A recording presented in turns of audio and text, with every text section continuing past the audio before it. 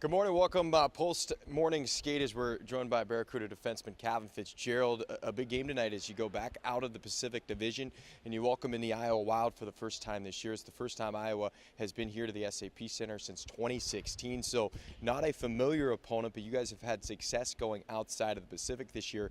You're 5-1, and as you continue to try to add on to this, what has turned into a 7-game point streak, how do you kind of approach a game against a team like the Wild, in which you really have, nothing to base off of? You haven't played them in a couple years, and, it's going to be some fresh faces to go against tonight.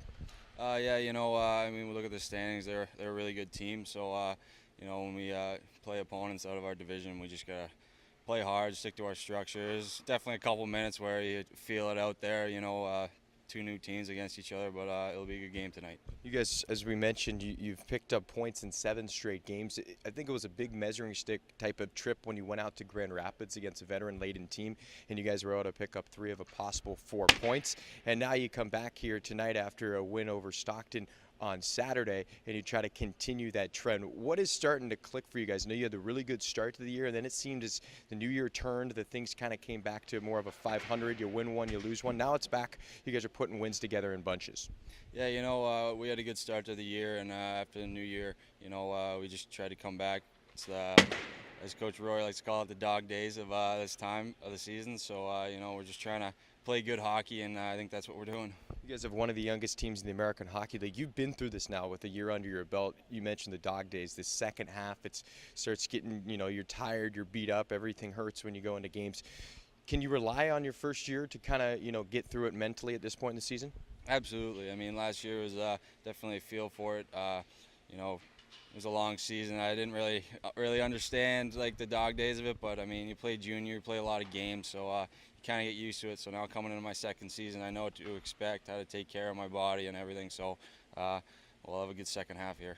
You had a brilliant goal in that win on Saturday. You came out of the penalty box. Games found you in the neutral zone.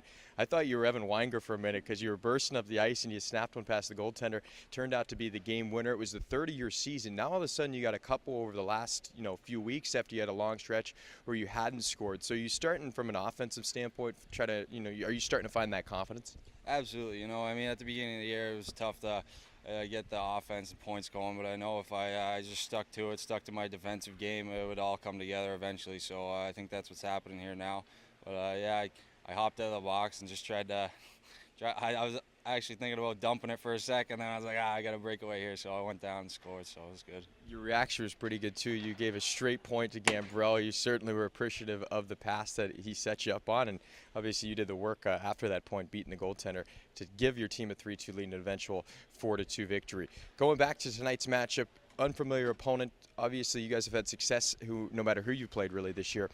So what tonight, in terms of a quick start, how do you get the quick start you want, and how do you guys come out of here with 2 points? Well, it's a home game tonight, so it's good to play. If you're going to play out of your division, it's good to play at home first, so we'll get a taste of what Iowa's here for. Fitz, we appreciate it. What we're going to do now is we're going to throw it to the highlights from Saturday's game. We'll see the goal from Kevin in that victory, and we'll come back and continue our pregame show here at SAP Center. Barracuda coming to the afternoon. Best winning percentage in the entire American Hockey League after Charlotte lost in extra time last night. Draws one by San Jose over the wood. One-timer, and it got through the 5-hole, but I think they ran out of time.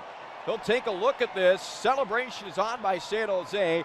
Parsons got just a piece of it as it grazed off his left pad through the 5-hole.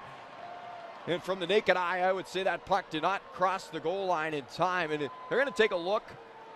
But my guess would be no goal. But we'll have a look at it. If it is a tally, it would essentially come at the 1959 mark. There was no time left on the clock. It'll be Wood's 4th of the year. But both teams are already making their way off the ice. Doesn't quite matter. It would be maybe a 1/10 of a second. But they are taking a look at it on the official score table in between the penalty boxes. It is a good goal. It's a power play tally for San Jose here.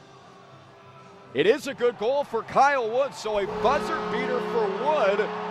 From the naked eye, it looked like that puck just crossed the goal line out. Jeremy Watt, Evan Weinger, long outlet pass for Jeffreyville. Gives over to Weinger, moves in, shot, scores! Evan Weinger moves in on the goaltender with great speed as he split the defense and he beats Parsons over the glove hand short side.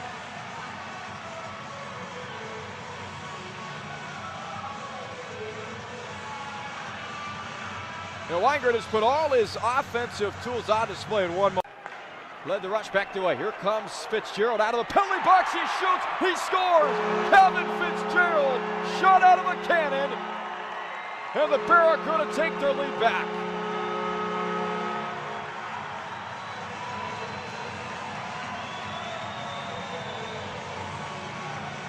What a shot by Fitzgerald. And intercepted San Jose. John Martin's got Broadway to move up to the empty net.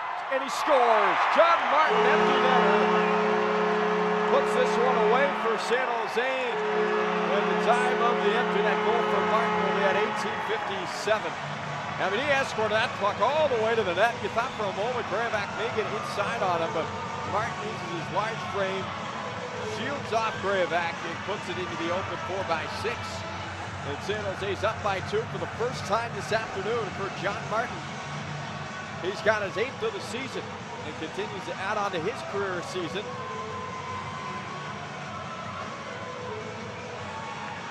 As he puts in the empty net. So Parsons back in between the pipes. Wild will be the first here to SAP Center, as we mentioned, since 2016. These two teams have only played each other twice in franchise history. Both games needed overtime to decide them, with the home teams winning in the extra session and picking up the additional points.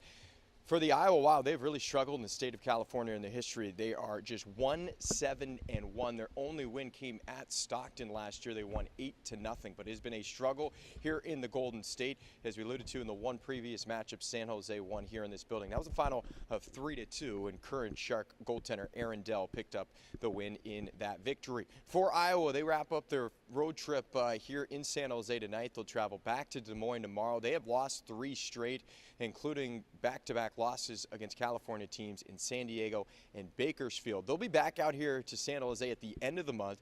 The Barracuda will have a 2-game trip to Des Moines, sandwiched in between tonight's game the next time the Iowa Wild return back here to the SAP Center. San Jose comes into tonight's game. They have won back-to-back games, both games coming against the Stockton Heat, and have picked up points in 7 straight. They come into tonight with the best overall winning percentage in the entire league and are tied for 3rd in terms of home winning percentage at a .750 mark. So San Jose certainly feeling themselves as of late. Should be a good matchup.